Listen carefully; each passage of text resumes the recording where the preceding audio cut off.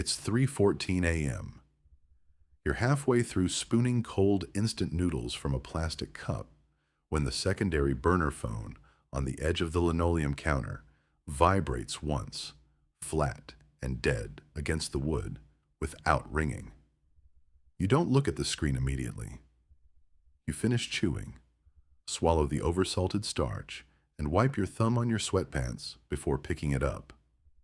The text message from the intermediate relay in Yerevan contains 3 hexadecimal characters and a single file hash. You drop the plastic spoon into the sink. The noodles swirl in the dark water. You already know this hash changes everything, because the last time you saw a string structured like that, it belonged to a redundant utility grid control node in the Donetsk Oblast, and your handler hadn't spoken to you in 6 weeks. Now he's speaking, and the file isn't a query. It's a key. You stand up from the kitchen stool, your knees popping in the dead silence of the 3rd-floor apartment in Bryansk, and walk past the unmade cot into the small alcove where the strip tower hums beneath a stack of old textbooks. You don't turn on the overhead light. You hit the power strip with your bare heel, the amber LEDs snapping to life like a row of small, cold eyes, and you sit down in the chair that has already permanently molded its cushion to your spine, knowing there is no going back to the sleep you left behind 3 minutes ago. The first hour is about calibration and breathing. Your fingers feel stiff, the winter chill having crept through the poorly sealed window frame, despite the iron radiator ticking behind your back. You open the terminal and initiate the handshake with the primary dead drop server in Ufa. You aren't famous yet. You are just a pair of hands with clean syntax and a low enough profile that 3 different regional syndicates use you as an interchangeable valve for their outflow. The file hash expands into an encrypted archive containing 40 gigabytes of raw telemetry from an offshore logistics terminal in Antwerp. Your job isn't to break the door down. Your job is to make the heavy iron gate look like it was left unlatched by an absent-minded night watchman 3 years ago. You write a custom injection script that mimics the routine diagnostic ping of a crane sensor. It takes 12 minutes of careful, agonizing pruning to trim the payload down to 400 bytes so it slips through the deep packet inspection unnoticed. Every second feels like a hot needle behind your eyes. If the signature doesn't match the historical baseline of the Port Authority's maintenance schedule, an automated alarm trips in an office in Rotterdam, and your local ISP starts logging your packet length before you can pull the plug from the wall. You hit execute. The return code comes back green. A silent, microscopic fracture appears in the ledger of a multi-million euro cargo transit, and your escrow account in a credit union in Vladivostok ticks upward by $4,000. It feels clean. It feels dangerously easy. By month 6, the scale shifts, and the illusion of safety wears thin at the edges. You move from small logistical shunts to structural interference for higher-tier brokers who don't have names, only telegram handles with short, brutal life expectancies. You sit in the dark while the snow outside turns the street lamps into blurry yellow bruises through the frosted glass. Your monitors cast a pale, sickly light over your knuckles, which are dry and peeling at the cuticles from lack of sunlight and too much nicotine. You don't leave the apartment for 4 days straight, living on dry biscuits and tea made with boiled tap water that tastes faintly of rust.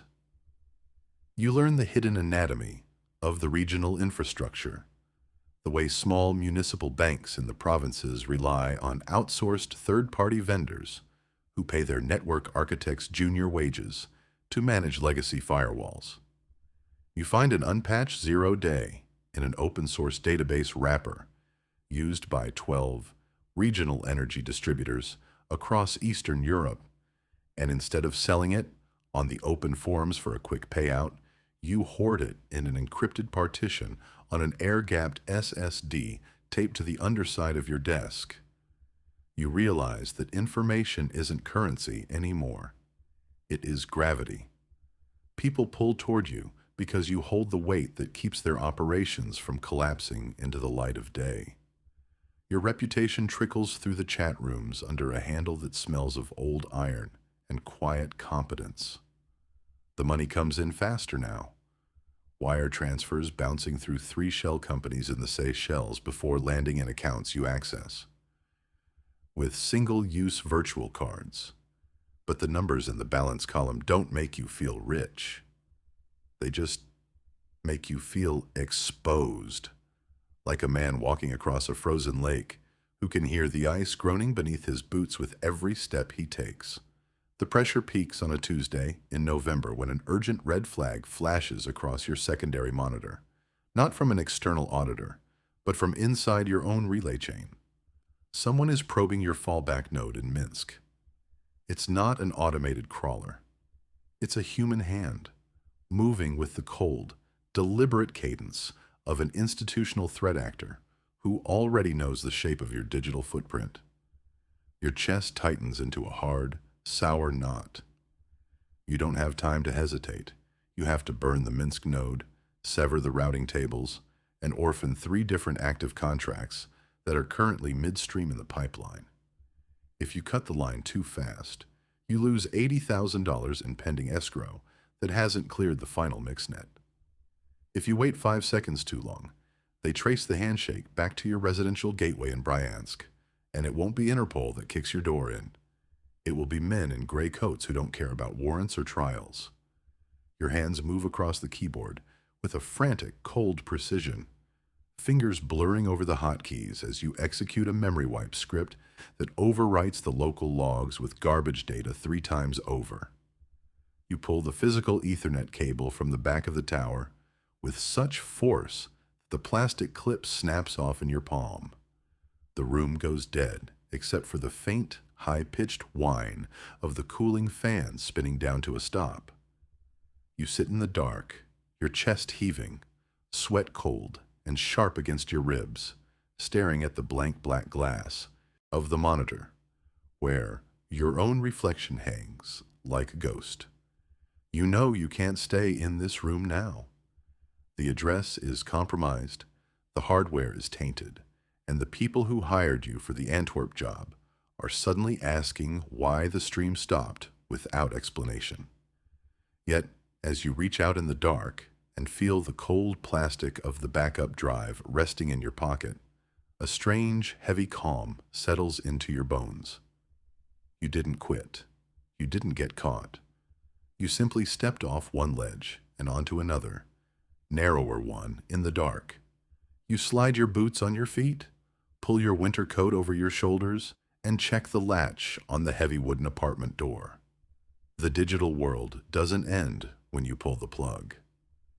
It waits for you out there, in the freezing slush of the courtyard, humming through every fiber optic cable buried beneath the snow, waiting for the moment you find a new screen, a new terminal, and a new reason to press enter.